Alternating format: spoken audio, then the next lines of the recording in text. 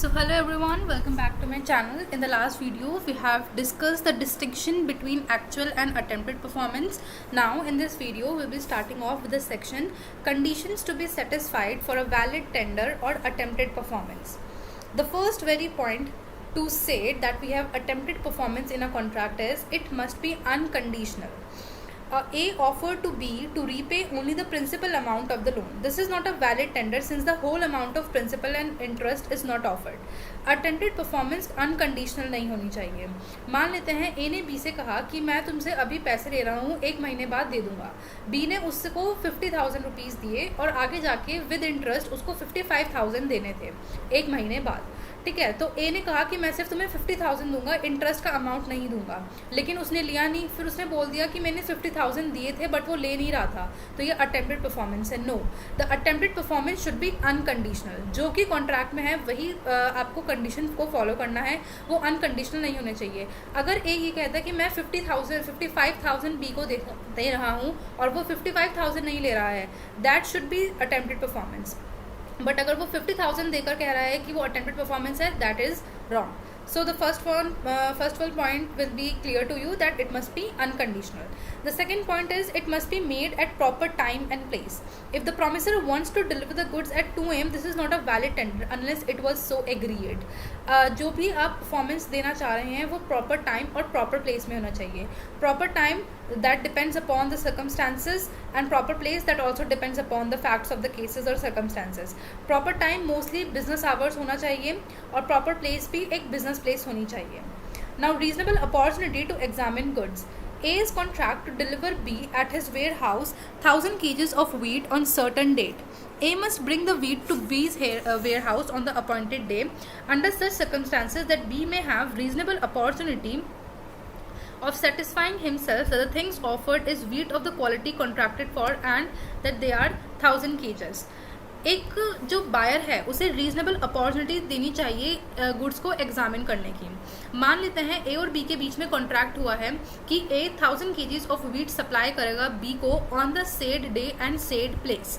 तो ए ने उस वीट्स को पहुंचा दिया बी को on the determined date, place and timing.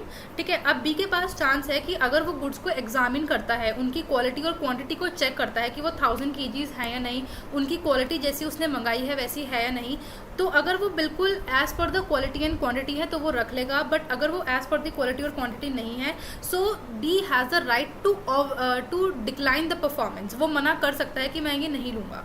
ठीक है, सो रीजनेबल अपॉर्चुनिटी मिलनी चाहिए गुड्स को एग्जामिन करने के लिए. Next one is it must be for whole obligation. जो अटेम्प्टेड परफॉर्मेंस है वो पूरी होल ऑब्लिगेशन के लिए होनी चाहिए. क्या पॉइंट है, हम इसे एग्जाम्पल के थ्रू समझते हैं.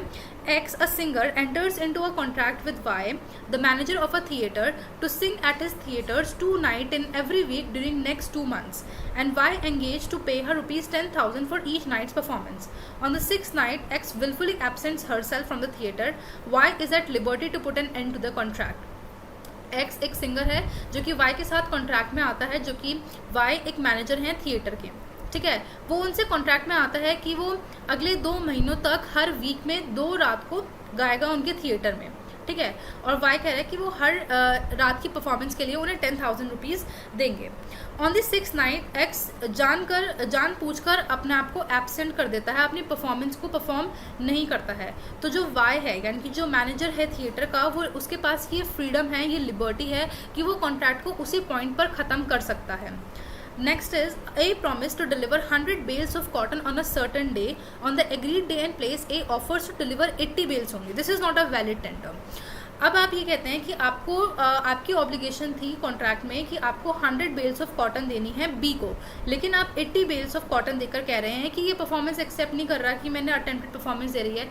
That is also wrong. ठीक है, अगर आपका कॉन्ट्रैक्ट 100 बेल्स का है तो आप 100 बेल्स से डिलीवर करेंगे. 80 बेल्स डिलीवर करने के बाद आप ये नहीं बोल सकते हैं कि आपकी अटेम्प्टेड परफॉर्मेंस है कॉन्ट्रैक्ट में.